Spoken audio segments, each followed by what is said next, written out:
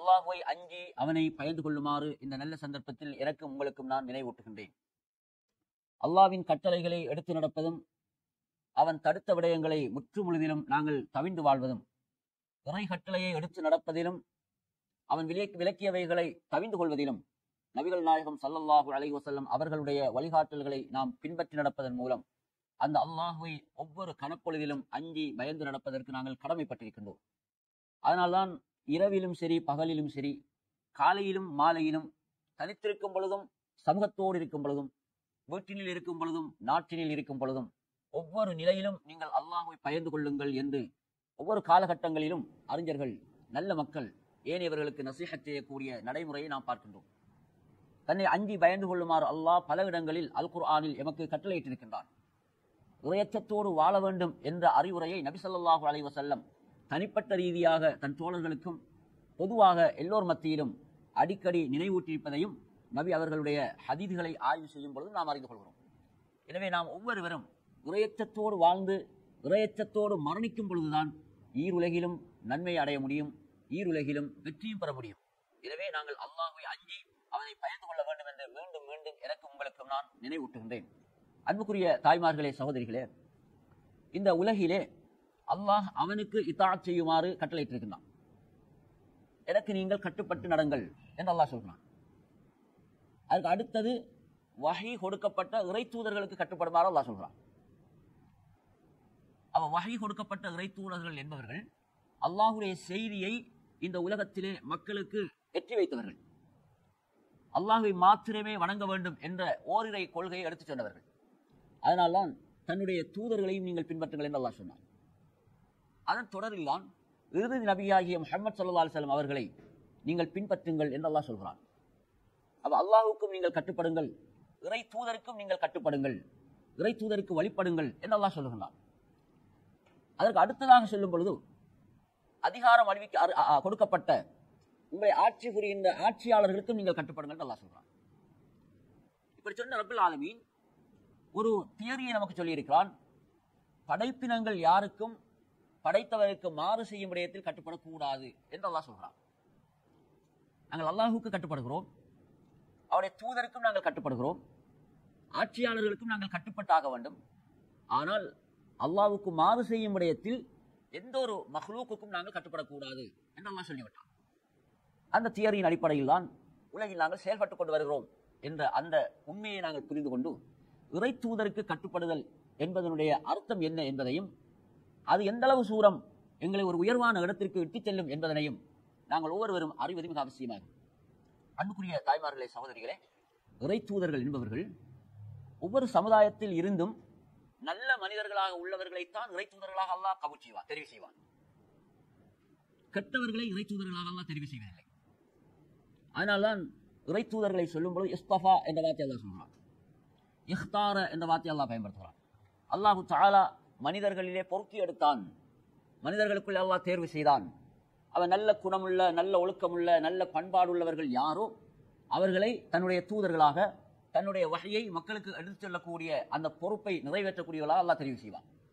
அப்படி தெரிவு செய்யப்பட்டவர்களிலே இறுதியானவர் தான் முஹம்மது நபி ஸல்லல்லாஹு அலைஹி வஸல்லம் அவர்கள். இந்த நபியை பற்றி அல்லாஹு தஆலா எங்களுக்கு அறிமுகம் செய்கிற பொழுது அல்லாஹ்வுடைய தூதரை நாங்கள் வேறு விதமாக கற்பனை பண்ணிவிடக் கூடாது. மலக்குமார்களை அவர்கள் அல்லாஹ்வுடைய பெண் பிள்ளைகள் என்று ஒரு சிலர்கள் ஈமான் கொண்டது போல, ஏனைய முற்காலத்தில் வாழ்ந்தவர்கள் தங்களுக்கு இறை செய்தியை சொல்ல வந்த நபிமார்களை இறைவனாக சித்தரித்து வணங்கியது போல, இறைவனுடைய குழந்தைகள் என்று சொன்னது போல முஹம்மது ஸல்லல்லாஹு அலைஹி வஸல்லம் அவர்களையும் இந்த உம்மத் சொல்லிவிடக்கூடாது என்பதனால் முஹம்மது என்பவர் யார் என்பதை அல்லாஹு தஆலா அறிமுகம் செய்யும் பொழுது வமா முஹம்மதுன் இல்லா ரசூல் கத் ஹலத் மின் கப்லிஹி ருசுல், முஹம்மத் ஒரு இறை தூதரை அன்றி வேறு இல்லை, அவருக்கு முன் பல இறை தூதர்கள் வாழ்ந்து மரணித்து விட்டார்கள் என்று அல்லாஹ் சொன்னார். அப்ப முஹம்மது ஸல்லல்லாஹு அலைஹி வஸல்லம் அவர்கள் என்பவர்கள் அல்லாஹ்வினால் தூதராக, தன்னுடைய நபியாக தேர்வு செய்யப்பட்ட ஒருவர். அவருக்கு வஹி வழங்கப்பட்டது, அதனால் அவர் சிறப்பிக்கப்பட்டிருக்கின்றார். இந்த முஹம்மது ஸல்லல்லாஹு அலைஹி வஸல்லம் அவர்களுடைய பண்பாடுகளை பற்றி அல்லாஹ் சொல்லும் பொழுது, அவர் தாவா பணி செய்யும் பொழுது மக்களோடு எப்படி இங்கிதமாக நடந்து கொண்டார் என்பதை பற்றி சொல்லும் பொழுது அல்லாஹ் சொன்னான், ஃபபிமா ரஹ்மத்தின் மினல்லாஹி லின்த லஹும் அல்லாஹுவின் பேரருளினால் நீ அவர்களோடு மென்மையாக நடந்து கொண்டீர் அல்லாஹ் சொல்றான். அப்ப மக்களை இஸ்லாத்தின் பக்கம் அழைக்கும் பொழுது, அல்லாஹ்வை அறிமுகம் செய்து அல்லாஹ்வை ஏற்றுக்கொள்ளுமாறு மக்களை அழைக்கும் பொழுது வன்மமாக அல்லாஹ்வுடைய தூதர் நடந்து கொள்ளவில்லை, கடினமாக நடந்து கொள்ளவில்லை. அந்த மக்களுடைய மனம் புண்படுமாறு அவர்கள் வார்த்தைகளை கொட்டி தீர்க்கவில்லை. மாறாக மிக கண்ணியமான முறையில், ஒழுக்கமான முறையில், நல்ல வார்த்தைகளை பயன்படுத்தி இரக்கமான முறையில் மக்களை அழைத்தார்கள். இதை அல்லாஹ்வே சாட்சியம் சொல்கிறான். லவ் குன்த ஃபல்லன் மினல், அதாவது லவ் குன்த ஃபல்லன் கலீலல் கல்ப் லன் ஃபவ்வு மின் ஹவ்லிக். நபியே, ஒரு வன்மம் கொண்ட மனிதனாக மக்களோடு நீர் கடுகடுத்து நடந்திருப்பீராயின் அவர்கள் உம்மோடு இணையாமல் சிதறி ஓடியிருப்பார்கள் என்று அல்லாஹ் சொல்கிறான்.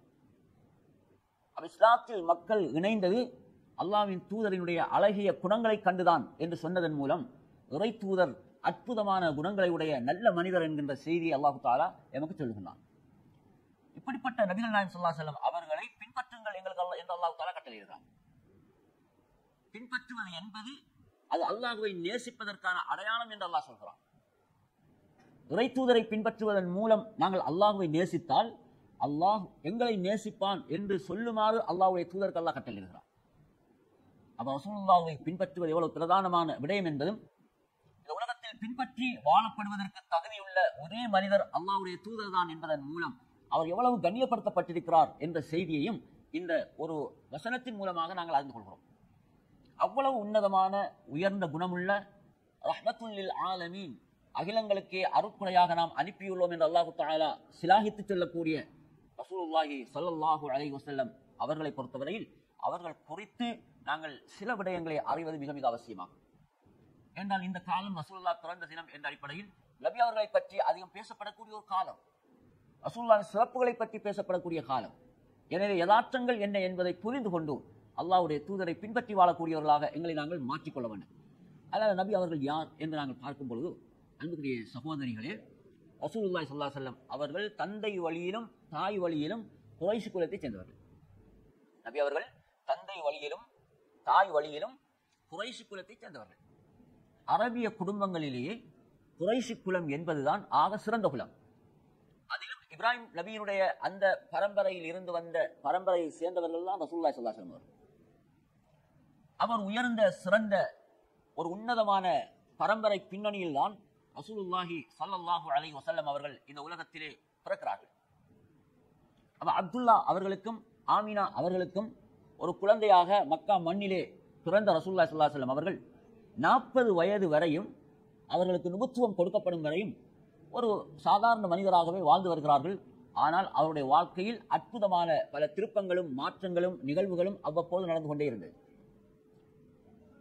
அவைகளை சுருக்கமாக நாங்கள் பார்க்கும் பொழுது, ரசூலுல்லாஹி ஸல்லல்லாஹு அலைஹி வஸல்லம் அவர்களுடைய சிறு வயதில் இருந்து அவர்கள் வாழ்நாள் முழுவதும் உண்மையே பேசினார்கள், நம்பிக்கையோடு நடந்து கொண்டார்கள் என்கின்ற இந்த இரண்டு தனித்துவமான மனிதனுக்கு, ஒரு ஆளுமையுள்ள சிறந்த தலைவனுக்கு இருக்க வேண்டிய இந்த முன்மாதிரி மிக்க பண்பாடுகள் அவருடைய நஅூமத்தி அல்ஃபாரி, அவர் பிறந்து வளருகின்ற பொழுதிலிருந்தே அவரோடு ஒட்டி வளர்ந்த பண்பாடுகளாகும்.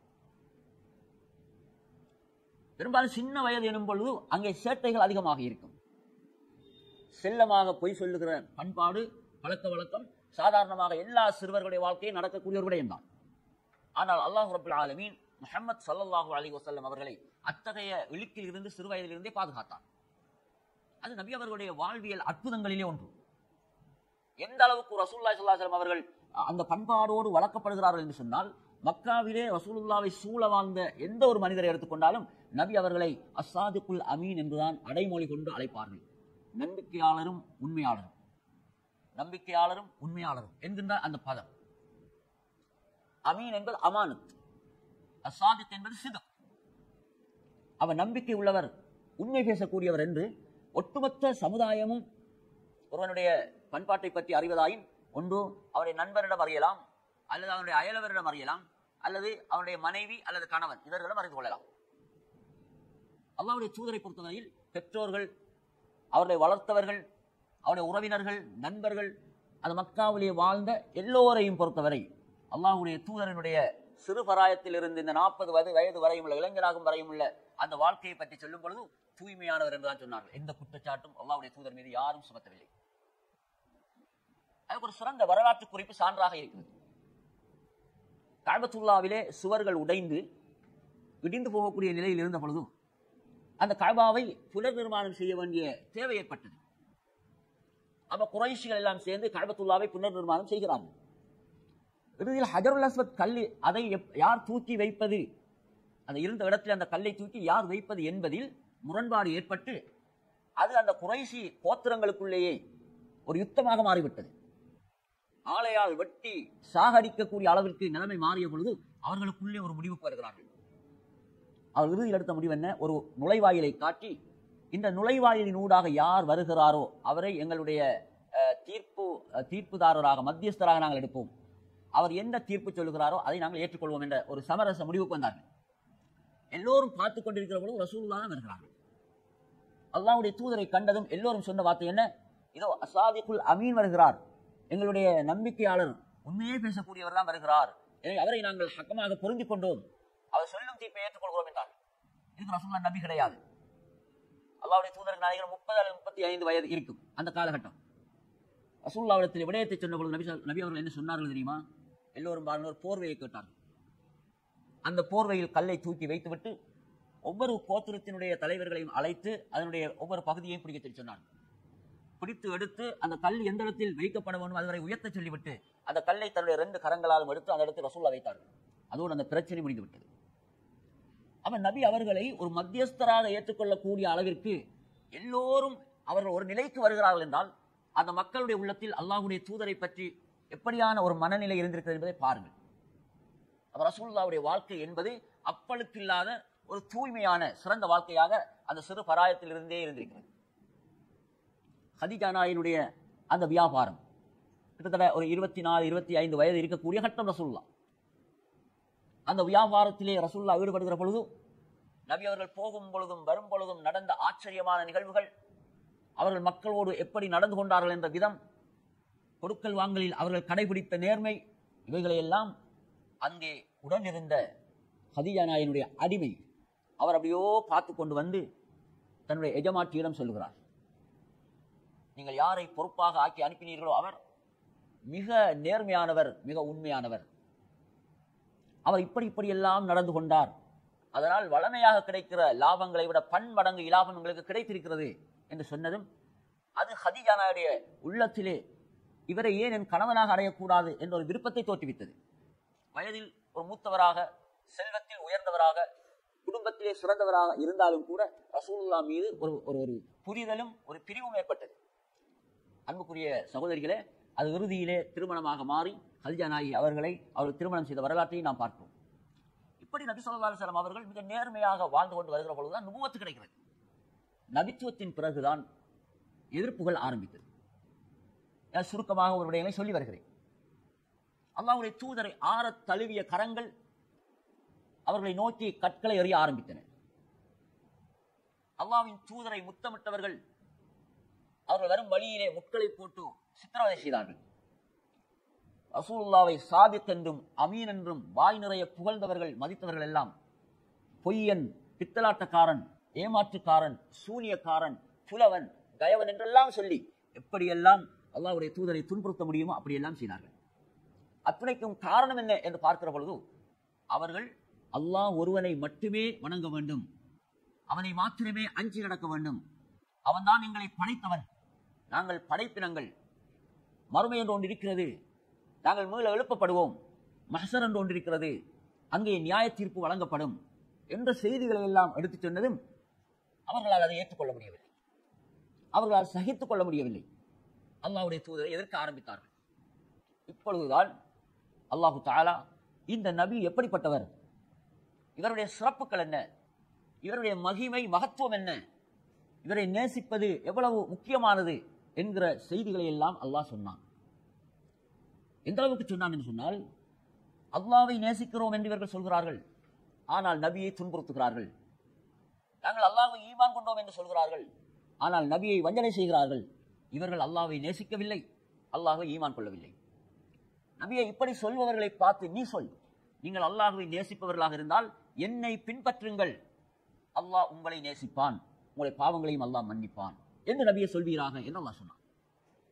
அவ இறை நேசத்தின் அடையாளம் இறை தூதரை பின்பற்றுவதுதான். அல்லாஹ்வுடைய அன்பு எங்களுக்கு கிடைக்க வேண்டுமானால் அல்லாஹ்வுடைய தூதரை நாங்கள் பின்பற்ற வேண்டும். அப்பொழுதுதான் அல்லாஹ் எங்களை நேசிப்பான், எங்களது பாவங்களை மன்னிப்பான்.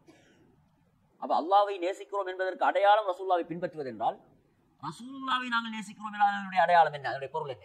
ரசூலுல்லாஹ்வை பின்பற்றுவதுதான். அல்லாஹ்வை நேசிப்பதற்கும் அல்லாஹ்வின் தூதரைத்தான் பின்பற்ற வேண்டும். ஏனென்றால் அல்லாஹ்வை எப்படி பின்பற்ற வேண்டும் என்பதற்கான ஒரு முழுமையான இலக்கணமாக திகழ்ந்தவர்கள் அல்லாஹ்வுடைய தூதர். குர்ஆனுடைய கட்டளைகள் ரசூலுல்லாஹ்வின் வாழ்க்கையில் பிரதிபலிக்கிறது. குர்ஆனில் கூறப்படும் நற்குணங்கள் அல்லாஹ்வுடைய தூதரினுடைய சொல்லிலும் செயலிலும் மிளிர்கின்றன, வெளிப்படுகின்றன. எனவே குர்ஆனை நேசிக்கும் மனிதன் சுன்னாவை நேசிக்கும் மனிதன். அல்லாஹ்வை நேசிக்கின்ற மூமின் அல்லாஹ்வின் தூதரை நேசிக்கும் மூமின். அல்லாஹ்வுடைய தூதருடைய சொல் செயல் அங்கீகாரங்களை பின்பற்றி வாழ வேண்டும். அப்படி பின்பற்றுவதுதான் அல்லாஹ்வை நேசிப்பதற்கும் அல்லாஹ்வின் தூதரை நேசிப்பதற்கும் அடையாளமாக ஆதாரமாக அமையும். இந்த குர்ஆனுடைய வசனங்கள், ஹதீதுகள், இவைகள் எல்லாவற்றையும் நாங்கள் சேர்த்து பார்க்கும் பொழுது, ஒவ்வொன்றாக நாம் பார்க்கும் பொழுது ரசூலுல்லாஹ்வுடைய வாழ்க்கை இப்படித்தான் இருந்தது.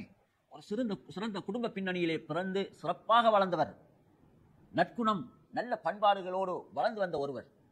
அவர் இறை தூதராக 40வது வயதில் ஹிரா குகையிலே ஜிப்ரீல் அலைஹிஸ்ஸலாம் அவர்கள் அவரிடம் வந்து இக்ரா என்ற வசனங்களை ஓதி கொடுத்ததிலிருந்து அந்த அனுபவம் கிடைத்தது. அந்த நபியை பொறுத்தவரை அவரை ஈமான் கொள்வதும் நேசிப்பதும் இஸ்லாம் வாஜிபாக ஆக்கியிருக்கிறது. வாஜிபுன் ஐனி. நாம் ஒவ்வொருவரும் கண்டிப்பாக அல்லாஹ்வின் தூதரை நேசித்தே ஆக வேண்டும். இந்த உலகத்தில் கணவன் மனைவியை, மனைவி கணவனை நேசிப்பது, பெற்றோர்கள் பிள்ளைகளை, பிள்ளைகளை பெற்றோர்கள் நேசிப்பது, நண்பர்கள் நண்பர்களை நேசிப்பது, இது உலகில் உள்ள வாழ்க்கையில் நடைமுறையில் உள்ள விடயம். ஆனால் இந்த அனைத்து நேசங்களை விடவும் ஒரு உயிரோட்டமுள்ள அர்த்தமுள்ள அன்பாக நேசமாக அல்லாஹ்வின் தூதரை நேசிப்பது அமைய வேண்டும். ஆனால் சொல்வார், ஹுக்மு மஹப்பத்திர் ரசூல் அலா குல்லி முஸ்லிமின் வ முஸ்லிமா வாஜிபா. அவர் ரசூலுல்லாஹ்வை நேசிப்பது என்பது அது ஒவ்வொரு முஸ்லிமான ஆண் பெண் மீதும் வாஜிப், கட்டாயமானது. அது வாஜிப் எப்படி? ஃபர்து ஐன், வாஜிபுன் ஐனி. நாம் ஒவ்வொருவரும் நேசித்தே ஆக வேண்டும். இதில் எந்த விதமான மாற்றமும் கிடையாது. அந்த நேசம் என்பது எப்படி அமைய வேண்டும்? அந்த நேசத்தினுடைய வெளிப்பாடு எப்படி இருப்பது? நான் ரசூலுல்லாஹ்வை நேசிக்கிறேன் என்று 1000 தடவைகள் நான் ஒரு இடத்தில் அமர்ந்து கொண்டு சொன்னாலும் அது நேசமாக அமையுமா? சரியாக தொழாமல், நோம்பு நோக்காமல், ரசூலுல்லாஹ்வுடைய சுன்னத்துகளை பின்பற்றாமல், கொடுக்கல் வாங்கலிலே பொய்யும் புரட்டும் ஏமாற்றும் பித்தலாட்டங்களும் செய்து கொண்டு, ரசூலுல்லாஹ்வுடைய பெயரை கேட்டால் மட்டும் ஸலவாத்து சொல்வது, அல்லாஹ்வுடைய தூதரை பற்றி புகழ்ந்து பாடுவது, அல்லாஹ்வுடைய தூதரை பற்றி சொல்லும் பொழுது நான் அல்லாஹ்வுடைய தூதரை நேசிக்கிறேன் என்று சொல்வது, இது நேசமாக அமையுமா என்றால், அன்புக்குரிய சகோதரிகளே, உண்மையான நேசம் அதுவல்ல. நாங்கள் அல்லாஹ்வின் தூதரை நேசிக்கிறோம் என்று சொல்கிறோமோ இல்லையோ, ரசூலுல்லாஹ்வுடைய வாழ்க்கை எங்களிடம் பெற வேண்டும். அது தொழுகையில், நோன்பு நோட்பதில், ஜகாத் கொடுப்பதில், ஹஜ் செய்வதில், ஏனைய வணக்க வழிபாடுகளில், ஏனைய சுன்னத்தான அமல்கள் அனைத்திலும் நாங்கள் ரசூலுல்லாஹ்வுடைய மன்ஹஜை பின்பற்ற வேண்டும். அப்படி பின்பற்றுகிற பொழுதுதான் அது நேசமாக அமையும். இதுதான் ரசூலுல்லாஹ் சொன்னார்கள், குல்லு உம்மதி யதுகுலூனல் ஜன்னஹ் இல்லா மன் அபா. என்னுடைய சமூகத்தைச் சேர்ந்த எல்லாரும் சுவர்க்கம் போவார்கள், ஆனால் மறுத்தவனை தவிர என்று ரசூலுல்லாஹ் சொன்னார். இந்த சஹாபாக்கள் இதை கேட்டுக்கொண்டிருந்தவர்களுக்கு எப்படி இருக்கும்? ஏன்னா சஹாபாக்கள் முழுமையாக தங்களை அர்ப்பணித்திருப்பதை சொர்க்கம் போவதற்கு தான். அப்ப மறுத்தவன் சொர்க்கம் போக மாட்டான் என்று சொன்னால், அந்த மறுத்தவன் இந்த உம்மத்தில் தான் இருக்கிறான் என்று வரும் பொழுது அவன் யார் என்பதை அறிந்து கொள்வதற்கு ரசூலுல்லாஹ்வுடைய தோழர்கள் முற்பட்டார்கள். ரசூலுல்லாஹ், அல்லாஹ்வின் தூதரே, மறுத்தவன் என்றால் யார் என்று கேட்டார்கள். அது ரசூலுல்லாஹ் சொன்னார்கள், மன் அதாஅனி தஹலல் ஜன்னா வமன் அஸானி ஃபகத் அபா. எனக்கு வழிபட்டவன் சுவர்க்கம் நுழைவான், எனக்கு மாறு செய்தவன் மறுத்தவனாவான் என்று சொன்னார். ஆதாரபூர்வமான ஒரு ஹதீஸ். அவர் சொர்க்கம் போபவன் யார் என்றால் மன் அதாஅனி என்று ரசூலுல்லாஹ் சொன்னார்கள். எனக்கு இதாஅத் செய்தவன், எனக்கு கட்டுப்பட்டவன் என்று சொன்னார்கள். அல்லாஹ் சொல்றான், அத்தியுல்லாஹ வ அத்தியுர் ரசூல். அல்லாஹ்வுக்கும் ரசூலுக்கும் கட்டுப்படுங்கள் அல்லாஹ் சொல்றான். இங்க எனக்கு கட்டுப்பட்டவன் சொர்க்கம் போவான் என்று ரசூலுல்லாஹ் சொல்றார். யார் எனக்கு மாறு செய்தானோ அவன்தான் மறுத்தவன் என்று சொன்னார்கள். அன்புக்குரிய சகோதரிகளே, நாங்கள் ரசூலுல்லாஹ்வை நேசிக்கிறோம் என்றால் ரசூலுல்லாஹ்வை பின்பற்றுகிறோம் என்று வர வேண்டும். அப்ப ரசூலுல்லாஹ்வை பின்பற்றுதல் என்பது எந்தெந்த விடயங்கள்ல வரும்? வாழ்க்கையின் எல்லா விடயங்களிலும் வர வேண்டும். சொல்வார்கள், ஆட்சி செய்வதிலிருந்து அல்லது காலில் பாதணி அணிவதிலிருந்து ஆட்சி செய்வது வரை, எச்சில் துப்புவதிலிருந்து ஆட்சி செய்வது வரை, அனைத்து ஒழுங்குகளிலும் நடைமுறைகளிலும் ரசூலுல்லாஹி ஸல்லல்லாஹு அலைஹி வஸல்லம் வழிகாட்டல் இருக்க வேண்டும். அல்லாஹ்வின் தூதருடைய அந்த முன்மாதிரியை நாங்கள் பின்பற்றி நடக்க வேண்டும். எங்களுடைய வாழ்க்கையில் அப்படி முஸ்லிம் சமுதாயம் செயல்படுகிறோமா என்பதை சிந்தித்து பாருங்கள். எங்களுடைய தொழுகை எப்படி இருக்கிறது? நாங்கள் தொழு நேரம், தொழு முறைமைகள் எடுத்து பாருங்கள். எங்களுடைய ருக்கூகள், சுஜூதுகள், அதில் ஓதப்படக்கூடிய திக்ர்கள், துஆக்கள், எவ்வளவு சூரம் அதை அறிந்து நாங்கள் ஓதிக்கொண்டிருக்கிறோம். ஜனாசா தொழுகை, இது ஒரு மனிதனுடைய வாழ்க்கையில் எங்களை விட்டு விடைபெறுகிற அந்த இஸ்லாமிய சகோதரன் சகோதரியுடைய வாழ்க்கையில் முக்கியமான ஒரு தருணம். அவர்களுக்காக பிரார்த்தனை செய்வதற்காக அல்லாஹ்வுடைய தூதர் அறிமுகம் செய்து கற்றுத்தந்த ஒரு தொழுகை முறை, பிரார்த்தனை முறைதான் தொழுகை என்பது. அந்த ஜனாசாவை பார்த்தவுடன் என்ன பிரார்த்தனை செய்ய வேண்டும் என்றும் ரசூலுல்லாஹ் கற்றுத்தந்தார். அந்த ஜனாசாவுக்கு தொழுகை நடத்தும் பொழுது அந்த 3வது தக்பீருக்கு பிறகு என்ன துஆக்கள் ஓத வேண்டும் என்று ரசூலுல்லாஹ் கற்றுத்தந்தார். அந்த ஜனாசாவை அடக்கம் செய்த பிறகு என்ன துஆ ஓத வேண்டும் என்று கற்றுத்தந்தார். ஜனாசாக்கள் அடக்கப்பட்டிருக்கக்கூடிய மையவாடிகளை தரிசிக்கும் பொழுது என்ன துஆ ஓத வேண்டும் ரசூலுல்லாஹ் கற்றுத்தந்தார். ஒவ்வொரு சந்தர்ப்பங்களிலும் நாம் ஓத வேண்டிய திக்ர்களையும் துஆக்களையும் அல்லாஹ்வுடைய தூதர் கற்றுத்தந்திருக்க, இந்த முக்கியமான கட்டங்களில் ஓத வேண்டிய அந்த துஆக்கள் கூட எங்களில் எத்தனை பேருக்கு பாடம் இருக்கிறது?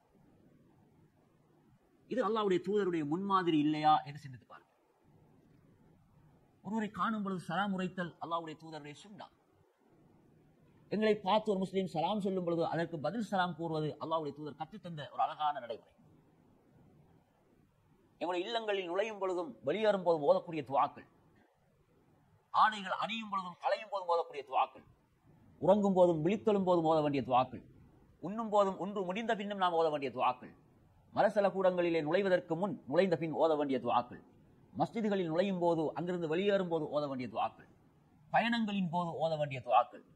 அன்புக்குரிய சகோதரிகளே, இப்படி நம்முடைய வாழ்க்கையின் ஒவ்வொரு கட்டங்களிலும் ஒவ்வொரு நிகழ்வுகளின் போதும் நாங்கள் எவ்வாறு அல்லாஹ்வை அணுக வேண்டும், அல்லாஹ்விடம் பிரார்த்திக்க வேண்டும், அனைத்து முறைமைகளையும் அல்லாஹ்வுடைய தூதர் எங்களுக்கு கற்றுத் தருகிறார்.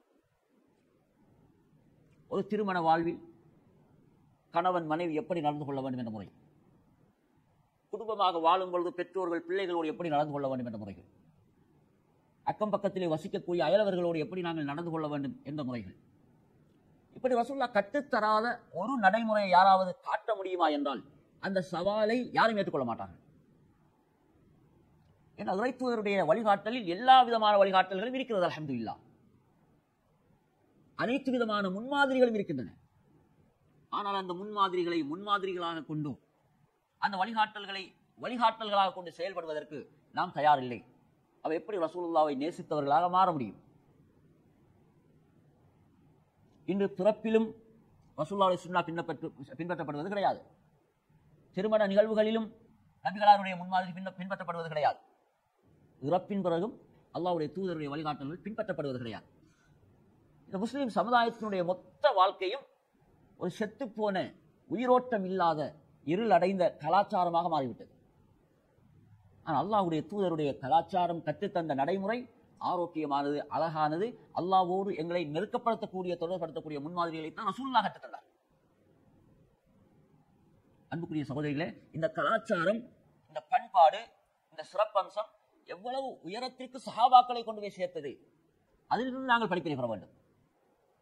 இன்னா உம்மத்துன் உம்மியா, நாங்கள் எழுத வாசிக்க தெரியாத சமுதாயம். சஹாபாக்களை ரசூலுல்லாஹ் அறிமுகம் செய்கிறார். லா நக்துபு வலா நஹ்சப், எங்களுக்கு எழுதவும் தெரியாது, எண்ணவும் தெரியாது. அப்படியாப்பட்ட ஒரு சமுதாயம், அந்த சமூகத்தை பற்றி அல்லாஹ் சொல்கிறான், ரலியல்லாஹு அன்ஹும் வரது அன், அல்லாஹ் அவர்களை பொருந்திக் கொண்டான், அவர்கள் அல்லாஹ்வை பொருந்திக் கொண்டார். இந்த உலகத்தில் அல்லாஹ்வுடைய பொருத்தம் கிடைத்த ஒரு உன்னதமான சமுதாயமாக சஹாபாக்கள் என்கிற சமுதாயம் மாறியதற்கு காரணமே அவர்கள் நபிகளாரை பின்பற்றியது என்பதை தவிர இன்னொன்று கிடையாது. அல்லாஹ்வுடைய தூதரின் வாழ்க்கை அவ்வளவு அற்புதமானது, அவர்களுடைய சுன்னா வழிகாட்டல் அவ்வளவு முக்கியத்துவம் மிக்கது. ஏன் ரசூலுல்லாஹை பற்றி அல்லாஹ் என்ன சொல்றான்? யாருடைய சுன்னாவை பற்றி பேசுகிறோம்? எப்படிப்பட்ட ஒரு உத்தமருடைய வழிகாட்டலை பற்றி நாங்கள் பேசிக் கொண்டிருக்கிறோம்? அந்த நபியை பற்றி அல்லாஹ் தஆலா எப்படி சொல்கிறான்? இன்னா அர்சல்னாக ஷாஹிதா, நபியை உம்மை அனைத்து சமுதாயங்கள் பற்றியும் சாட்சியம் அளிக்கும் ஒருவராக அனுப்பியிருக்கிறோம். ஷாஹித், வமுபஷ்ஷிரன் வநதீரா, சொர்க்கத்தை பற்றி மக்களுக்கு நன்மாராயம் கூறும் இறைத்தூதராகவும் நரகத்தை பற்றி அவர்களுக்கு எச்சரிக்கை செய்யக்கூடிய ஒரு மனிதராகவும் இறைத்தூதராகவும் அனுப்பியுள்ளோம். வதாஇயன் இலல்லாஹி பிஇذனிஹி, அல்லாஹ்வின் அனுமதியோடு மக்களை அவன் பக்கம் அழைக்கும் அழைப்பாளராக உங்களை அனுப்பியிருக்கிறோம். சிராஜம் முனீரா, ஒளிவிட்டு பிரகாசிக்கின்ற ஒரு எழில் விளக்காக உங்களை அனுப்பியிருக்கணும் அல்லாஹ் சொல்றான். இறுதியாக சொல்லப்பட்டது வசனம். ரசூலுல்லாஹ்வுடைய சிபத், அவர் ஒரு ஒளி விளக்கு, விண்ணிலே மின்னுகின்ற தாரகை போன்றவர்கள். அவருடைய சொல்லும் செயல்களும் அங்கீகாரங்களும், இந்த சொற்கள் செயல்கள் அங்கீகாரங்கள் என்று சொல்லக்கூடிய சுன்னா, அது பிரகாசம், அது ஒளி. அந்த கலாச்சாரம் இனிமையானது, இதமானது, சுகமானது. அதை சஹாபாக்கள் உணர்ந்தார்கள், அதை மணந்தார்கள், நுகர்ந்தார்கள். இந்த சுன்னா என்று சொல்லுகிற வாசனையோடு உலகத்திலே வாழ்ந்தார்கள், கண்ணியம் பெற்றார்கள், கீர்த்தி அடைந்தார்கள். வெறும் கற்களையும் மண்களையும் வணங்கிக் கொண்டு பொய்களிலும் புரள்களிலும் புரண்டு கொண்டிருந்த நபித்தோழர்கள், கொலைகள் என்றும் மதுபானம் என்றும் பெண்கள் என்றும் என்னென்ன பாதகமான பாவங்கள் எல்லாம் உலகில் செய்ய முடியுமோ அத்தனை பாவங்களையும் செய்து கொண்டிருந்த அந்த மக்கள், காட்டிலே வாழுகின்ற மிருகங்களை விட படுமோசமாக வாழ்ந்தவர்கள். அறவே துளி அளவு கூட கருணையும் இரக்கமும் இல்லாமல் காட்டு மிராண்டிகளாக வண்ணஞ்சம் படைத்தவர்களாக வாழ்ந்தவர்கள். அந்த மக்கள் அல்லாஹ் அவர்களை பொருந்திக் கொண்டான் என்கிற அளவிற்கு உயர்வு பெற்றதற்கு இந்த சிராஜ் முனீர் என்கின்ற ஒளி விளக்கிருக்கிறதே அல்லாஹ்வுடைய தூதர், அந்த விளக்கின் ஒளியில் ஒளி பெற்றார்கள். அந்த ரசூலுல்லாஹ்வுடைய வாழ்க்கையின் பரக்கத்தினால் எழிலடைந்தார்கள். சுன்னா என்கிற மன்ஹஜின் மூலம் மறுசீரமைக்கப்பட்டார்கள். கருணையற்று வன்மம் கொண்டிருந்த உள்ளங்கள் அல்லாஹ் என்றால் இடிந்து நொறுங்கிவிடக்கூடிய அளவிற்கு நாங்கள் அல்லாஹ்வின் அடிமைகள் என்று பக்குவப்பட்டார்கள். எதிரிகள் அவர்களை பார்த்துவிட்டு தங்களுடைய அரசர்களிடம் இவர்களை பற்றி சொல்லும் பொழுது சொன்ன விடயம் என்ன? பகலிலே யுத்த வீரர்களாக சிங்கங்களைப் போல கர்ஜித்துக் கொண்டிருப்பவர்கள் இரவானதும் சுஜூதிலே அழுது கொண்டிருப்பார்கள். அல்லாஹ் என்றால் அவர்கள் அதை விடிந்து உடைந்து போய்விடுவார்கள். அவ்வளவு அச்சம், பயம். அதுக்கு அல்லாஹ் குர்ஆன் சொல்கிறான், முஹம்மதுன் ரசூலுல்லாஹ், முஹம்மத் என்பவர் அல்லாஹ்வுடைய தூதர். ஆனால் வல்லதீன மஅஹு அஷித்தாஉ அலல் குஃபார் ருஹமாஉ பைனஹும், அவரோடு இருக்கக்கூடிய தோழர்கள் இருக்கிறார்களே சஹாபாக்கள், காஃபிர்கள் விடயத்தில் கடுமையாக இருப்பார்கள், முஃமின்கள் விடயத்தில் இரக்கமாக இருப்பார்கள். இங்கே காஃபிர்கள் என்று சொன்னால் அன்பின் சகோதரர்கள் யார் தெரியுமா? அப்பாவிகள் அவர்கள் அல்ல. சாதாரணமான எந்த வம்பு தும்புக்கும் போகாமல் தாங்கள் விரும்பியவாறு தாங்கள் சரி என்று காணுகின்ற கற்களை, சிலைகளை, நெருப்புகளை வணங்கிக் கொண்டு இந்த காஃபிர்கள் அல்ல. இவர்கள் யாரால் ஹர்பியூன், முஸ்லீம்களை அழிக்க வேண்டும், இஸ்லாத்தை துடைத்தறிய வேண்டும் என்று கங்கணம் கட்டிக்கொண்டு வஞ்சக உணர்வுகளோடு முஸ்லீம்களை பழிதீர்க்க சந்தர்ப்பம் பார்த்துக் கொண்டு யுத்தம் புரிகின்ற காஃபிர்கள், முஸ்லீம்களோடு எதிர்ப்புதிலுமாக யுத்தம் புரிகின்ற காஃபிர்கள். இவர்கள் விடயத்திலே கடுமையாக இருப்பார்கள், ஆனால் முஃமின்கள் விடயத்திலே இரக்கமாக இருப்பார்கள் என்று அல்லாஹு தஆலா திருமதி சொல்கிறார். இந்த சஹாபாக்களை பொறுத்தவரை அநியாயத்தை அஞ்சி நடப்பார்கள். எந்த அளவுக்கு என்றால், ஒரு முஸ்லீம்களுக்குள்ள என்பது ஒரு விடயம். சாதாரண காவிர்கள் விடயத்தில் கொடுக்கல் வாங்கலில் கூட அவர்களுக்கு அநியாயம் செய்ய மாட்டார்கள். காவிர்கள் விடயத்தில் கூட அநியாயம் செய்வதை அல்லாஹ் தனக்கு ஹராமாக்கி கொண்டான், எங்களுக்கும் ஹராமாக்கி கொண்டான். காவிர்களாக இருக்கிறார்கள் என்பதற்காக அவர்களுக்கு அநியாயம் செய்ய முடியாது. அவர்களது உரிமைகளை நாங்கள் பேணியாக வேண்டும். அதற்கு முன்மாதிரியாக இருந்தவர்கள் அல்லாஹ்வின் தூதர் ஸல்லல்லாஹு அலைஹி வஸல்லம்.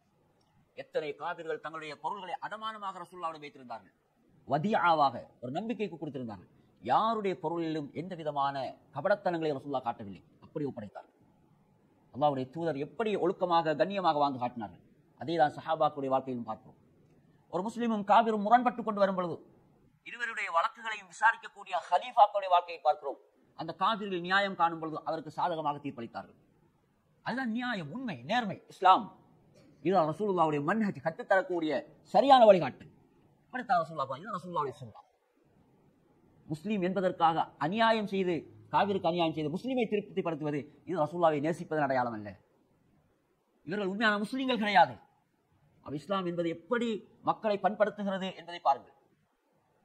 இந்த வகையில்தான் நபியினுடைய வாழ்க்கையும் இருந்தது, சஹாபாக்களுடைய வாழ்க்கையும் இருந்தது.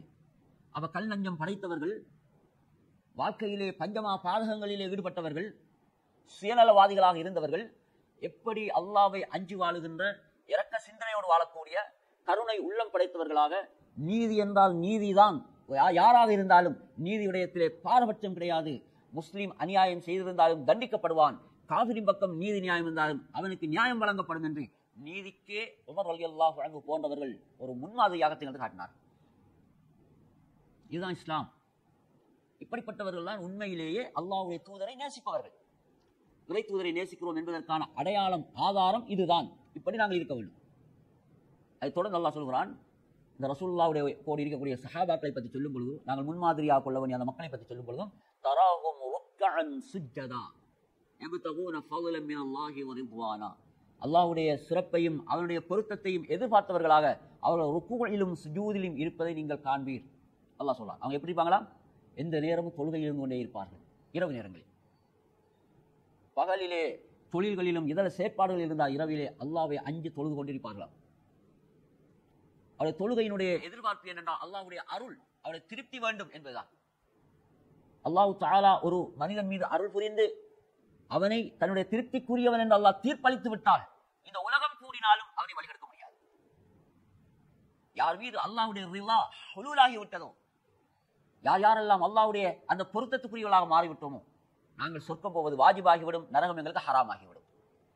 அதே சஹாபாக்கள் அடைந்து கொண்டார்கள். ரலியல்லாஹு அன்ஹு. எல்லா நபித்தோழர்களும் பாக்கியசாலிகள். அந்த பாக்கியம் அவர்களுக்கு கிடைத்து விட்டது. ஏன்னா அவருடைய அர்ப்பணிப்பு, தியாகம் அந்த அளவு தூரம் இருக்கிறது. அவருடைய அர்ப்பணிப்பை, தியாகத்தை அல்லாஹ் புரிந்து கொண்டார். அல்லாஹ்வுடைய தூதரை நேசித்தார்கள், ரசூலுல்லாஹ்வின் மன்ஹஜை பின்பற்றினார்கள். அல்லாஹ்வையும் ரசூலையும் நேசித்ததனால் அவர்கள் இழந்தது அதிகம். அல்லாஹ்வையும் ரசூலையும் நேசித்ததனால் அவர்கள் பட்ட துன்பம் எங்களுடைய வார்த்தைகளால் சொல்லி முடிக்க முடியாது. இஸ்லாத்தை ஏற்றுக்கொண்ட காரணத்தினால் யாசிர் ரலியல்லாஹு குடும்பமே கொல்லப்பட்டார்கள். எதிரிகளால் சித்திரவதை செய்யப்படும் பொழுது அவர்கள் புழுக்கள் போல அந்த வெயிலிலே, சுடுமணலிலே துடித்துக் கொண்டிருக்கும் பொழுதெல்லாம் அல்லாஹ்வுடைய தூதர் அவர்களை கடந்து போகும் பொழுது, வஸபுரன் ஆல யாசிர் ஃபஇன்ன மௌஇதகுமுல் ஜன்னah, யாசிருடைய குடும்பமே பொறுமை காருங்கள், உங்களுக்கு சொர்க்கம் வாக்களிக்கப்பட்டிருக்கிறது. அந்த சொர்க்கத்தை இழந்துவிடக் கூடாது என்பதற்காக, அதை அடைந்து விட வேண்டும் என்பதற்காகவே முஸ்அப் ரலியல்லாஹு அன்ஹு உட்பட அவருடைய குடும்பம் அனைவரும் ஷஹீதாக்கப்பட்டார்கள். ஹப்பாப் இப்னு அரத் ரலியல்லாஹு அன்ஹு, பிலால் இப்னு அபி ரவாஹா, இப்படி அந்த முன்னிலை சஹாபாக்கள், முதலிலே இஸ்லாத்தை ஏற்றுக்கொண்ட அஸ்ஸாபிகூன் அஸ்ஸாபிகூன் என்று சொல்லக்கூடிய அந்த உலாயிகல் முகர்ரபூன், முந்திய சஹாபாக்கள், ஆரம்ப காலத்தில் இஸ்லாத்தை ஏற்றுக்கொண்டவர்கள், அவர்கள் இறைவனின் பக்கம் நெருக்கத்தை பெற்றுக் கொண்டவர்கள் என்று அல்லாஹ் சொல்கிறானே, அந்த இறை நெருக்கத்தை ஈட்டிக் கொண்ட சஹாபாக்கள், இறை திருப்தியை அடைந்து கொண்ட அந்த நபித்தோழர்கள், அவர்கள் பட்ட துன்பம், அவர்கள் அனுபவித்த அந்த சித்திரவதைகள், அதுக்கு அல்லாஹ் கொடுத்திருக்கக்கூடிய வெகுமானம், இந்த உலகில் அல்லாஹ்வுடைய பொருத்தம், மறுமையில் அது சுவர்க்கம். அப்ப துன்பம் வரும் பொழுது பொறுமை காப்பது அல்லாஹ்வையும் ரசூலையும் நேசிப்பதன் அடையாளம். எங்களுடைய வாழ்க்கையில் அது இருக்கிறதா என்று சிந்தியுங்கள். வாழ்க்கையிலே கஷ்டங்கள், நஷ்டங்கள் என்பது மாறி மாறி வரும். இன்பங்கள் மாறி மாறி வரும். ஒரே வகையான இன்பம், ஒரே வகையான துன்பம் வருவது கிடையாது. இன்பமே வருவதும் இல்லை, துன்பமே ஒரு மனித வாழ்க்கையின் நிரந்தரமும் கிடையாது. இன்பமும் அதனுடைய மாதிரிகளும், துன்பம் அதனுடைய மாதிரிகள் மாறி மாறி மாறி வந்து கொண்டே இருக்கும். துன்பங்கள் என்னும் பொழுது நோய், வாழ்க்கையிலே எங்களுடைய தொழிலிலே நஷ்டம் ஏற்படுவது, பொருளாதார நெருக்கடி ஏற்படுவது, குடும்பத்தில் தொடர்ச்சியாக மிகவும் நேசத்துக்குரிய பலர் ஒன்றன் பின் ஒன்றாக மரணித்து அவர்களை இழந்து போவது, இதெல்லாம் வாழ்க்கையில் ஏற்படக்கூடிய பலவிதமான துன்பங்கள் ரசூலுல்லாஹ்வுடைய வாழ்க்கையிலும் ஏற்பட்டது. தன் மனைவி, தன்னுடைய சாச்சா, இவர்கள் ஒன்றன் பின் ஒன்றாக மரணித்த பொழுது தன்னோடு மிகப்பிரியமாக இருந்த தன்னுடைய சாச்சா அபு தாலிப் இவர்கள் எல்லாம் மரணித்த பொழுது ரசூலுல்லாஹ்வுக்கு ஒரு விதமான ஒரு விரக்தி ஏற்பட்டது. எல்லோரும் மனிதர்கள் தான். அல்லாஹு தஆலா அவர்களை சாந்தப்படுத்தினான். வாழ்க்கையில் கஷ்டங்களும் நஷ்டங்களும் வருகிற பொழுது சுய நினைவை இழந்து வார்த்தைகளை கொட்டி தீர்ப்பது அது ஒரு உண்மையான முஸ்லிமுக்கு அழகல்ல. தன் குழந்தை மரணித்ததற்காக பொறுமை காத்தவள், ஆணோ பெண்ணோ, பாக்கியம் பெற்றவர்கள். தன் நெருங்கிய உறவு மரணித்ததற்காக புலம்பி அழுபவர்கள் சாபத்தை பெற்றுக் கொண்டவர்கள். இது சாதாரணமான ஒரு விடயம் கிடையாது. அழலாம், அந்த அழுகையும் நாகரிகமாக இருக்க வேண்டும். அல்லாஹ்விடத்தில் துஆ செய்து அழுகிறோம், அல்லது ஒரு இழப்பை நினைத்து எங்களுடைய வெஞ்சம் தாங்க முடியாமல் கண்களின் நீர் வழிகிறது, நாங்கள் அழுகிறோம். ஆனால் நாங்கள் அல்லாஹ்வுக்கு ஏசிக்கொண்டு, இல்லாத பொல்லாத வார்த்தைகளை எல்லாம் பேசிக்கொண்டு நாங்கள் ஒப்பாரி வைப்பதை மார்க்கம் அனுமதிக்கவில்லை. எவ்வளவுதான் தொழுதாலும் நோம்பு நோற்றாலும் இப்படி ஒப்பாரி வைத்து அழக்கூடியவர்களை பற்றி சொல்லும் பொழுது லானல்லா என்ற ரசூலுல்லாஹ், அல்லாஹ் சபித்து விட்டான் என்று ரசூலுல்லாஹ் சொன்னார். தன்னுடைய அருமை மகள், அவருடைய குழந்தை, ரசூலுல்லாஹ் பேர குழந்தை, உயிருக்காக போராடி கொண்டிருக்கிற நிலையில் ரசூல் ஸல்லல்லாஹு அலைஹி வஸல்லம் அவர்களுக்கு இந்த தகவல் கிடைத்ததும் அத்தகவல் சொன்னவர்களிடம் ஒரு செய்தியை சொல்லி அனுப்பினார்கள், என் மகளிடத்தில் இதை சொல்லுங்கள் என்று. அதுதான் தஅஸியாங்கிற அந்த மரணித்தவர்களுக்கு ஆறுதல் சொல்வதற்குரிய உகந்த வார்த்தைகள் என்று அறிஞர்கள் சொல்கிறார்கள். என்ன சொல்லி அனுப்பினார்கள் தெரியுமா? ரசூலுல்லாஹ்வுடைய முன்மாதிரியை பாருங்கள். அல்லாஹ்வுடைய தூதரை, இஸ்லாத்தை நேசிக்கிறோம் என்றால் எப்படி நாங்கள் இருக்க வேண்டும் என்பதற்கான முன்மாதிரி. இன்ன லில்லாஹி மா அஸத வலஹு மா அஅதா. என் மகளிடத்தில் சொல்லுங்கள், இந்த உலகத்திலே எந்தெந்த உயிர்களை அல்லாஹ் கைப்பற்றினானோ அது அவனுக்கு சொந்தமான உயிர்கள் தான். எந்த உயிர்களை வாழ வைத்திருக்கிறானோ அதுவும் அல்லாஹ்வுக்குரிய உயிர்கள் தான். அல்லாஹ் கொடுத்த உயிர், இது அல்லாஹ் எடுத்து விட்டான், அதை கொடுத்திருக்கிறான். வகுல்லுன் இன்தஹு இலா அஜலின் முஸம்மா. இதுதான் வாழ்க்கையினுடைய ரகசியம். எல்லாமே அல்லாஹ்விடம் குறிப்பிட்ட காலம் தான் இருக்கிறது, எதுவும் நிரந்தரம் கிடையாது. குல்லுமன் அலைஹா ஃபான், எல்லாம் அழிந்துவிடும், அல்லாஹ் மட்டும்தான் மிஞ்சுவான். வயபகா வஜ்ஹு ரப்பிக் துல் ஜலாலி வல் இக்ராம். கண்ணியத்திற்கும் மகத்துவத்துக்கும் உரிய ரப்பு அவன் மட்டும்தான் மிஞ்சுவான். எல்லாமே அழிக்கப்பட்டுவிடும், அதுதான் உலக நியதி, அது மாற்றம் கிடையாது. இந்த உலகத்தில் ஒவ்வொரு உயிரும், அது தகப்பனாக இருக்கலாம், தாயாக இருக்கலாம், மாமனாக இருக்கலாம், மருமகனாக, எந்த உறவாக இருந்தாலும் இலா அஜலின் முஸம்மா, குறிப்பிட்ட காலம்தான். எனவே ஃபல் தஸ்பிர் வல் தஹ்தசிப், எனது மகள் பொறுமையாக இருக்கட்டும், அல்லாஹ்விடத்தில் அவள் நற்கூலியை எதிர்பார்த்திருக்கட்டும், அல்லாஹ் அவளுக்கு ரஹ்மத் செய்வான், நன்மையை கொடுப்பான், பொறுமையாக இருக்கட்டும் சொன்னார். பிறகு ரசூலுல்லாஹ் வருகிறார்கள் அந்த இடத்துக்கு. ரசூலுல்லாஹ்வுடைய பேர குழந்தை ரசூலுல்லாஹ் மடியிலே வைக்கப்படுகிறது. தொண்டைக்குள்ளே உயிர் துடித்துக் கொண்டிருக்கிறது. ரசூலுல்லாஹ்வுடைய கண்களில் இருந்து கண்ணீர் வருகிறது. சஹாபாக்கள் ஆச்சரியப்பட்டார். ஏன்னா சஹாபாக்கள் வழங்கியதெல்லாம் அழக்கூடாது, அளவே கூடாது என்று நினைத்தார். ரசூலுல்லாஹ் சொன்னது ஒப்பாரி வைக்கக்கூடாது என்று சொன்னார். அழலாம், அழாமல் இருக்க முடியாது. இன்னும் சொல்ல போனால் மனதில் உள்ள கவலையை ஆற்றுவதற்கான ஆக சிறந்த சிகிச்சை முறை அழுவதுதான். நாம் அழும் பொழுது, கண்ணீர் வடிக்கும் பொழுது நம் உள்ளத்திலே உறைந்திருக்கின்ற கவலைகள் அது ஆசுவாசப்பட்டுவிடும். ரசூலுல்லாஹ்வுடைய கண்ணீரை பார்த்தது, யார் ரசூலுல்லாஹ் நீங்களும் அழுகிறீர்களா என்று கேட்டதற்கு ரசூலுல்லாஹ் சொன்னார்கள், இது அல்லாஹ் நாடிய தன் அடியார்களுடைய உள்ளத்தில் ஏற்படுத்தும் கருணை என்று சொன்னார்கள். யாருடைய உள்ளத்தில் கருணையை, இரக்கத்தை அல்லாஹ் ஏற்படுத்துவானோ அந்த இரக்கத்தின் வெளிப்பாடுகள் தான் கண்ணீராக வடியும் என்று ரசூலுல்லாஹ் சொன்னார்கள். இப்படி அழுங்கள் என்று சொன்னார்கள். உலகத்தில் எவன் இரக்கம் காட்டவில்லையோ அவனுக்கு அல்லாஹ் இரக்கம் காட்ட மாட்டான் என்று ரசூலுல்லாஹ் சொன்னார். ரசூலுல்லாஹ்வுடைய முன்மாதிரி தொழுகையில் மாத்திரமல்ல சகோதரிகளே, ரசூலுல்லாஹ்வை பின்பற்றுவது வெறும் நோன்பு நோற்பதில் மட்டும் கிடையாது. இவருடைய வாழ்வின் ஒவ்வொரு விடயங்களிலும் அல்லாஹ்வுடைய தூதர், அவருடைய முன்மாதிரி, அவரது வழிகாட்டல், அவருடைய ஏவல்கள், விளக்கல்கள் அனைத்தும் மீற வேண்டும், வெளிப்பட வேண்டும். அதனால் தான் அல்லாஹ் தஆலா அவருடைய திருமறையில் சொன்னான், யா அய்யுஹல்லதீன ஆமனு, ஈமான் கொண்டவர்களே, உதுகுலு ஃபிஸ்ஸில்மி காஃபா, நீங்கள் எல்லோரும் இஸ்லாத்தில் முழுமையாக நுழையுங்கள். வலா தத்தபிஉ ஹுதுவாத்திஷ் ஷைத்தான், ஷைத்தானினுடைய அடிச்சுவடுகளை பின்பற்ற வேண்டாம். இன்னஹு லகும் அதுவ்வும் முபீன், நிச்சயமாக அவன் உங்களுக்கு பகிரங்க விரோதியாக இருக்கிறான் அப்படி சொன்னான். சிலரை செய்கிற சிலர் உறுதி சரி வராது. அன்புக்குரிய சகோதரிகளே, ரசூலுல்லாஹ்வினுடைய முன்மாதிரிகளில் இறுதியாக இந்த கணவன் மனைவி சம்பந்தமாக சொன்ன சில விடயங்கள் இருக்கிறது. அது ஆக முக்கியம். கணவன் மனைவி இருவரும் ஒருவர் மற்றவர்களுடைய குறையை மறைக்கும் ஆடையாக இருக்க வேண்டும் என்ற முன்மாதிரி. எவ்வளவு பெரிய சொன்ன.